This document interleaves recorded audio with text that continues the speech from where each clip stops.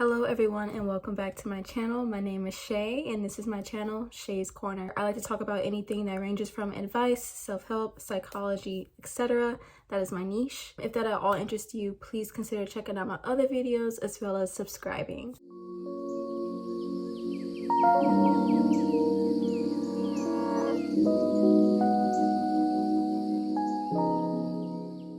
There is a few more of you here than last time. I'm pretty sure most of you came from my last video, so thank you so much for choosing to subscribe to me. You know how humans can't really conceptualize big numbers or whatever? I feel like my capacity for that is much lower than the average person. Numbers stopped being real for me after like 12. So the fact that there's 21 of you here is like insane to me. So thank you so much and I really do hope you enjoy my videos. Today I'm going to be talking about why I quit social media and what I've learned since quitting social media. I was inspired to make this video because of a recent conversation I had with my boss. We somehow got into the topic of social media and I told him that I didn't use it and things got really deep really quick. He ended up showing me this book called The Art of Being Private by Daphne Mediora. I don't think that's how you say her name, but I'll just put it on the screen. I believe she's also a fellow YouTuber. I will leave the link to her book and her channel down below if you guys are interested. The book is an easy read. I read it in one sitting and a lot of what was said in it really resonated with me. It is biblically based, so if that's not your cup of tea, I totally understand. But I still do feel like a lot of things from that book can be applied to your life in some way, whether or not you believe in the Bible, God, the universe. I don't typically discuss why I don't use social media with people. I don't like being that person. I don't like being a buzzkill. It's not something that I bring up on my own often. But I have gotten a lot of questions about it in the past from my friends and family, so I figured I'd make a clear and succinct video explaining my thoughts about social media. I have a lot I want to cover in this video, so in order to make it easier to follow me, I will be including timestamps down below. But before we get into everything, I do want to state a few disclaimers. The first one being that I do not think social media is inherently bad. This video in particular is more so commentary on how we use social media rather than the actual platforms themselves. I also believe that it is still possible to value things like your time, your privacy, your relationships with others while still being on social media. I just choose to stay off of it for personal reasons. But yeah, I just wanted to say that. I don't want to come off as if I'm trying to demonize social media or people that use social media, because I do think good things can come from being on it. But I also think there are a lot of cons as well with being online and having an online presence. Also, before anyone comments, Tumblr is a social media. I know, trust me, I'm aware that Tumblr is a social media. I give Tumblr a pass for reasons that I will explain later. To start, I want to explain the process of me quitting and what that looked like. It was actually a very gradual process. It didn't happen overnight. The first social media I decided to get off was Instagram. Before completely deleting my account, I would go through phases of deactivating it, reactivating it, and deactivating it again. At the time, I remember my relationship with Instagram was just becoming really toxic. Instagram is very much just the highlight reel of our lives. You're constantly being exposed to these perfectly edited images on these people's perfectly edited profiles, and it can end up giving you a really distorted view of reality. I'm sure everyone can relate to what I'm saying right now. When I was on Instagram, I had a lot of body image issues and a lot of self-esteem issues because it just became a way for me to compare myself to others. And this wasn't just with celebrities or influencers, it was also with my friends. I would compare my life to theirs, who's hanging out with who, just a lot of petty stuff that I'm actually embarrassed to admit now. So I ended up deleting my main profile. For a while, I had a side account that I just used for browsing, but I ended up deleting that too. Honestly, Instagram was the easiest for me to stop using. I just remember feeling so much better after deleting it. Like, all my likes are gone, the comments, my followers. I just realized that at the end of the day, none of that stuff meant anything, and it was very relieving for me. After Instagram, there was Snapchat and Twitter. Snapchat, I don't really have a story for. I just gradually stopped using it. Snapchat was already dying and wasn't really adding much to my life anyways. It took me the longest to get off Twitter and stay off of it. Despite me at the time being aware of how Twitter was affecting me negatively, it still was so hard for me to get off of it because of FOMO and me just being addicted to scrolling. Twitter in its nature is just this never-ending feed of short tidbits of information. Whether it's breaking news, people's opinions, memes, you're constantly getting exposed to new information all the time. I had a lot of other people's thoughts, whenever I used Twitter, it just felt like my brain was getting cluttered. I just didn't want to be there or didn't need to be there. Sometimes I questioned my own thought processes and I wondered if some of the opinions I had were actually from me or if it was just from a tweet that I saw had a lot of likes. I became concerned about whether or not I was truly thinking for myself or if I was falling victim to herd mentality. Since quitting Twitter, I've found it a lot easier to listen to myself and what I think instead of waiting for someone else to tell me how to feel. Also, Twitter itself is just very stressful. Like, the trending topics is basically just the news channel now. You know how they say, oh, people are miserable and paranoid because they watch the news all day?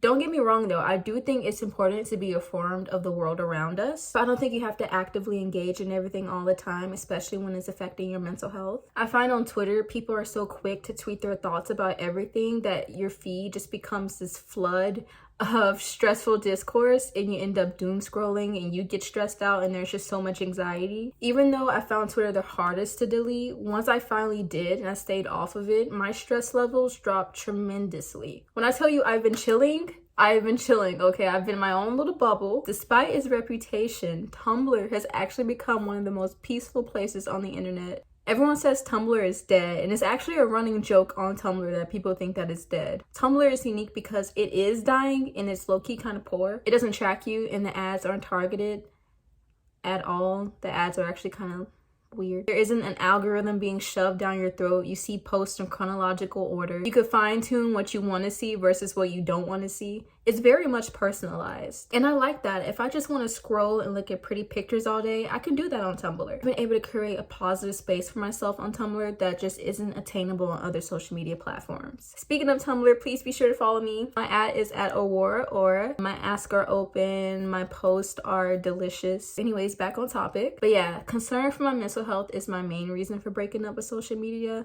And looking at mental health in a different light, I also decided to get off social media initially because I wanted to reclaim my attention span. Little psych lesson here for you guys from the psych major herself. When we're using social media, we're constantly being exposed to different short form content. We move from one shiny toy to the next shiny toy. What this does is we end up becoming addicted to the dopamine that our brain gives us every time we are introduced to new stimuli. Because of this, I noticed that my attention span suffered greatly. It became way more difficult for me to stay focused on tasks like schoolwork or reading. My mind would wander a lot and I couldn't concentrate on what was right in front of me. After I was completely off social media and my brain had time to adjust, I found that I was able to be way more productive than before. And I also just didn't have as many ways to get distracted. But with that being said, since being off social media, I have learned a few more things about myself. What I'm saying is that I think it actually took me experiencing life away from social media in order for me to fully understand just how much it was affecting me. There are 3 things that I began to value more when I quit social media, and that is my time, my privacy, and my relationships with others. So after all my accounts were deleted and the dust settled, I realized that I had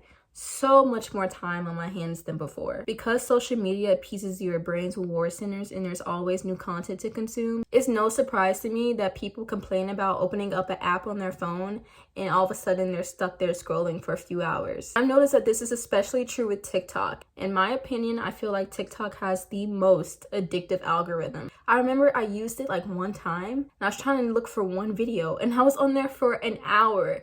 TikTok is like super addictive and I have no idea why. I never even bother using it long term for that reason. Like, I noticed right away how easy it was to get caught up on the app. If we were to think about all the time that we spend just mindlessly scrolling on social media and add up the hours of each day, of each week, of each month, I feel like the time spent in total would be staggering. And this is the part of the video where I'm going to exercise caution because I don't want to get too preachy. I don't want to tell people how to use their time. Am I saying to abandon social media? No, not if you don't want to. The point I'm trying to make is that it is important to prioritize your time. Time is great and you have so much of it until you don't. And I find it ironic that in a society that is increasingly prioritizing speed and convenience, all in the name of saving time, we turn around and use that same speed and convenience to throw away our days, which is a non-renewable resource. Lately, I've been trying to practice not taking the time I'm given every day for granted. Whether I'm using this time in a productive way or I'm relaxing, I want to make sure that I'm intentional about it and that I'm mindful when I'm doing it. And because of this, my days feel way longer than they did when I was on social media. Your time is yours.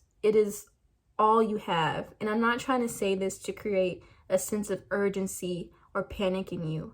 I'm saying this so you can be aware of the gift that you have right now as you're watching this video. When you value your time and how precious it is, you're more likely to put more consideration into what you're doing with it. And knowing how social media can affect us so negatively, is that something you really want to dedicate hours of each day to? Something else I've started to value since being on social media is privacy. As a whole, I think we're starting to really underestimate just how important and necessary it is to have privacy. We log into these apps, we tell them everything about us, they track us on other websites, how long we view ads, so literally so much. And I'm not even completely immune to this. I do use Google, I do use YouTube. I think at this point, having some kind of data about you out there is just unavoidable. But when I'm talking about privacy, I don't mean in the sense of our data being exploited. That is important, but it's not what I'm talking about. I'm more so talking about the actual function of social media and how we use it to interact with others. When we look at the definition of privacy, it says the state or condition of being free from being observed or disturbed by other people.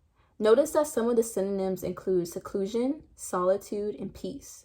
When I initially quit social media, I didn't realize how much it altered my perception of my day-to-day life. For example, I no longer felt the need to take selfies because I had nowhere to post them. Before I deleted Instagram, I would take tons of selfies every day for literally no other reason than to have something to post to show my friends. Thinking about this is weird to me now because I just can't help but question the point of it all. Like, why do we take selfies? Do we not see ourselves in the mirror every day? I think it's because we just have this human desire for validation from others and we crave to be seen. We want the views, we want the likes, we want the comments. I know I do. Make sure to give this video a thumbs up if you enjoyed it, and please be sure to comment down below. We don't usually take selfies for ourselves or for memories, because if that was truly the case, we wouldn't feel the need to post them as much as we do. It's not just selfies, it's events, it's holidays, it's vacations. We share these moments in our lives for no other reason than to provoke a reaction in others, whether it's admiration or envy. I know confronting this can be uncomfortable for some people. It was for me. We don't like to admit that sometimes our online presence exists solely to seek approval from other people. Now, obviously, this isn't the case all the time, but I do feel like in general we use social media in a self-gratifying way. In exchange for this validation and attention, we give up the privacy of our day-to-day lives. I didn't realize how important privacy was to me until I was able to actually experience moments separate from the lens of social media. When I was out with my friends, I didn't have to get a group photo or video just to show everyone we were having fun together. It became purely about the moment and just enjoying each other's company and nothing else. I feel like that contentment in the essence of our experience is being displaced by social media. Our enjoyment of the moment diminishes when we have in the back of our minds that we'll have to share with other people. We are literally giving other people the power to validate our existence. Taking back this power has done wonders for my fulfillment in life. Do not underestimate the importance of privacy. The falling tree still makes noise in an empty forest.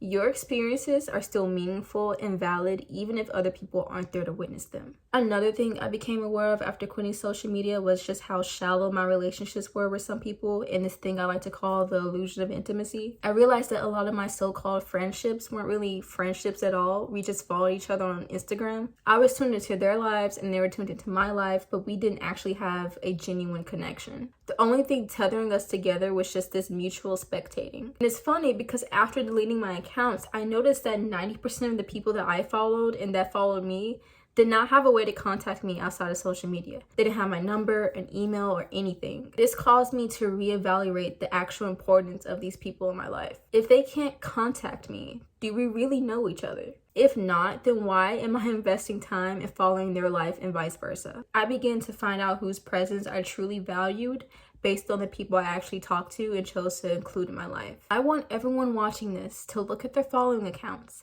and ask themselves, if they were to delete social media today, who and who would not fade away from their life? Just take a moment.